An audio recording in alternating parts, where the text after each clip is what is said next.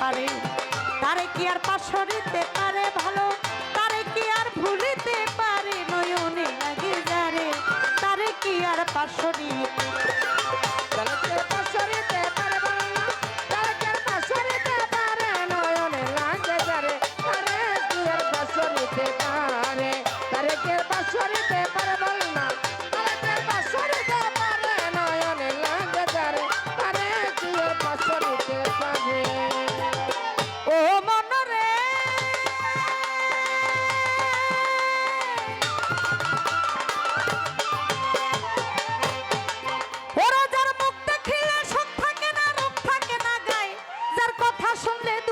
কথা ভুল করিয়া যায়, যার মুখ দেখিলে শোক থাকে না রোগ থাকে না গায়ে, যার কথা শুনলে দুনিয়ার কথা ভুল করিয়া যায়।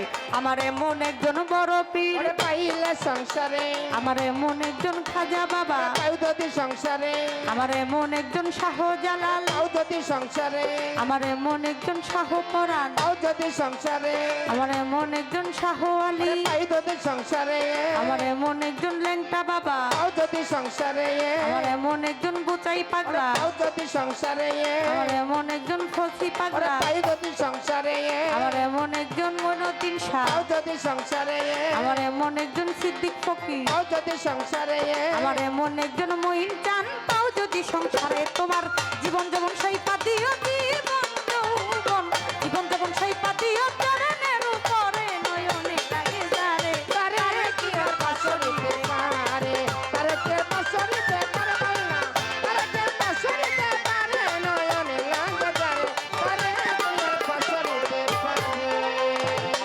আপনারাই আছেন যারা জ্ঞানী শ্রোতাগণ, গান শুনিবেন কথা শুনবেন মনেরই মতন, সে আমার কাছে প্রশ্ন করে কথা ভুলি নাই, আমি ধীরে ধীরে তাহার কাছে জবাব দিয়া যাই। আপনারা আছেন যারা জ্ঞানীকের নন্দন, গান শুনিবেন কথা শুনবেন মনেরই মতন, বলে ইব্রাহিম কুন্দুজি মানা করলো কেন মুরিদ করতে পারবে না, বলেন নাই আমারে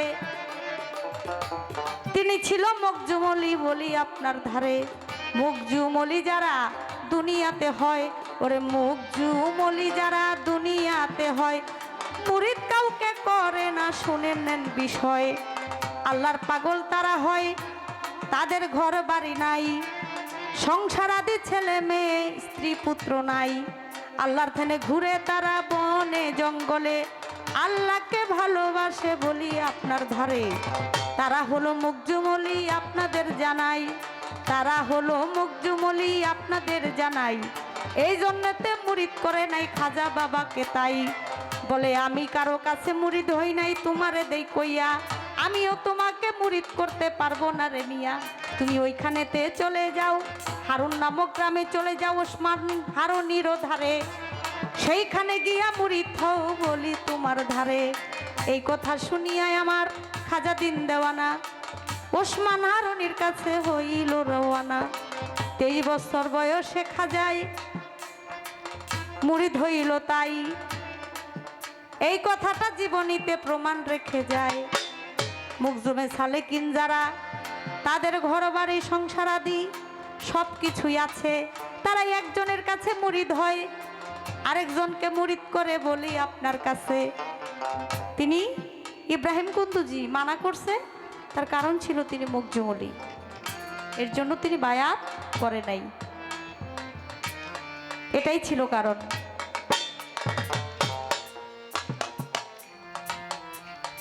এবার আপনার কাছে প্রশ্ন করি, গান কমিটি থেকে বলেছে 2টি করে কথা জিজ্ঞাসা করিবার জন্য আমি আপনারে জানাই, রেডি হইয়া থাকেন আপনি ওরে গুণের ভাই, বলে আমার থেকে গান শুনবে, গান তো আপনার কাছ থেকে শুনবেই, পালাটা যখন চলে তখন পালার মধ্যে কিছু কথা, দুজন অলির জীবনী, অলি আল্লাহর জীবনী, যারা এখানে গান শোনার জন্য আসছে তারা গানও শুনবে, আবার কিছু কথাও শুনবে, যদি না শুনতো তাহলে তো আর পালা দিত না, যেহেতু পালা দিয়েছেন তাহলে আমাদের 2-1 কথা বলার দরকার। আমরা বেশি মানে অলি আল্লাহর জীবনী ছাড়া আমরা বেশি ফাও পেশাল না পাইরা আমরা অলি আল্লাহর জীবনী থেকে কথাবার্তা বলে আমরা গানে চলে যাই, কি বলেন? আপনার কাছে সর্বপ্রথম আমার প্রশ্ন একটু সামনে বাড়ায়া বড়পীর আব্দুল কাদের জিলানী, মাহবুবে সুবহানী, কুতুবে রাব্বানী শেখ মহিউদ্দিন বড়পীর আব্দুল কাদের জিলানী রহমতুল্লাহ আলাইহি তিনি সর্বপ্রথম ইমাম হাম্বলি মাযহাবে ছিলেন। তিনি ইমাম হাম্বলি মাযহাব ছেড়ে তিনি হানাফি মাযহাবে যোগ দিলেন। ইহার নিশ্চয় একটা কারণ আছে। ইহার কারণটা ছিল কি? তিনি হাম্বলি মাযহাব ছেড়ে হানাফি মাযহাবে তিনি আসলেন, ত্যাগ করলেন হাম্বলি মাযহাব, হানাফি মাযহাবে তিনি আসলেন। কারণ ছিল কি? একটা প্রশ্ন। আরেকটা প্রশ্ন, শয়তানের থেকে একটা প্রাণী সৃষ্টি হয়, একটা নবীর আমলে ওই প্রাণীটা সৃষ্টি হইয়া যায়। আরে শয়তানের থেকে একটা প্রাণী এক নবীর আমলে সৃষ্টি হয়েছে।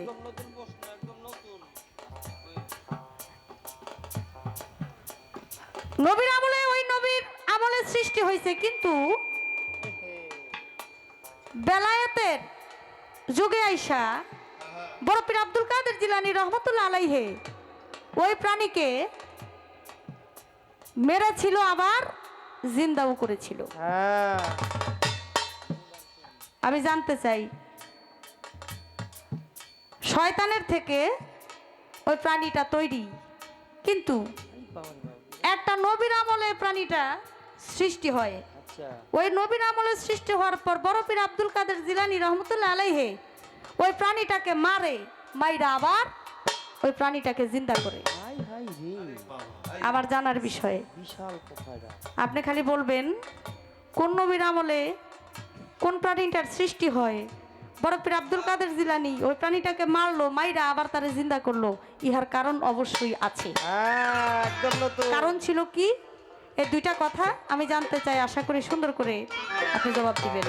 অস্করিতে পারবো না, তারেকের পাশরিতে পারে, নয়নে লাগে যারে, তারেকের পাশরিতে পারে, তারেকের পাশরিতে পারবো না, তারেকের পাশরিতে পারে, নয়নে লাগে যারে তারে কি আর পাশরিতে